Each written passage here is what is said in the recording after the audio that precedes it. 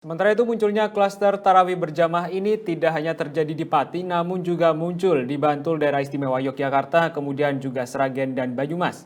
Sementara itu di Cilacap akibat pengangkut gula rafinasi dari India tujuan Cilacap, belasan ABK asal Filipina juga terpapar COVID-19.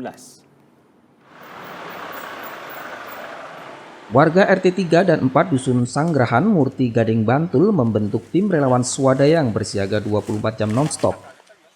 Dusun ini dinyatakan zona merah usai jemaah salat tarawih satu persatu terpapar corona. Bahkan takmir masjid yang berusia 68 tahun meninggal dunia karena positif COVID-19 dan mempunyai penyakit penyerta. Selain itu, 27 jemaah yang lain beserta keluarganya juga bergantian positif COVID-19 dan harus menjalani karantina di sejumlah shelter. Sedangkan keluarga OTG menjalani isolasi di rumah. Warga menutup sementara kegiatan keagamaan di masjid di zona merah dan 3 di luar zona, sebagai upaya mengantisipasi warga yang memaksakan diri tarawih di masjid lainnya.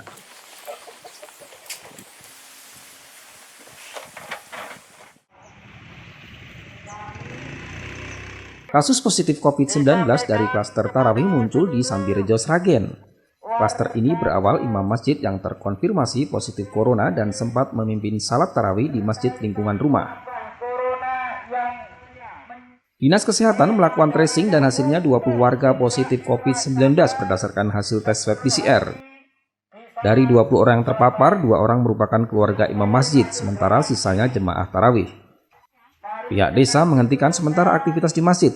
Akses keluar masuk warga juga dibatasi, sedangkan warga yang dinyatakan positif sudah dibawa ke lokasi karantina terpusat di gedung Tekpo Parko Sragen.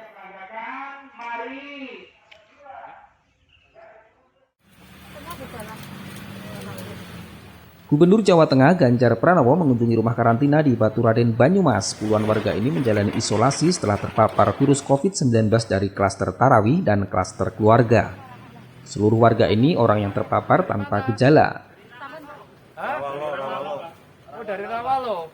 Gubernur berpesan agar warga selalu patuh protokol kesehatan dan menjaga hidup bersih. Sudah sepekan rumah karantina ini menampung warga yang terpapar corona dari klaster tarawih dan dari klaster keluarga.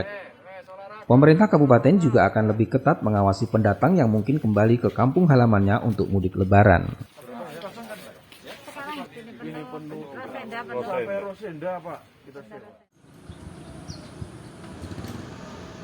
Di Cilacap, kasus positif COVID-19 kembali meningkat. 13 ABK asal Filipina terkonfirmasi positif COVID-19 setelah mengangkut gula rafinasi dari India tujuan Cilacap.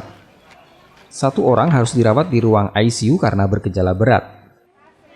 Sebelumnya, awak kapal yang seluruhnya warga negara Filipina ini melakukan aktivitas bongkar muat bahan gula rafinasi singgah di Kandla yang merupakan pelabuhan tersibuk di India pada 13 April lalu.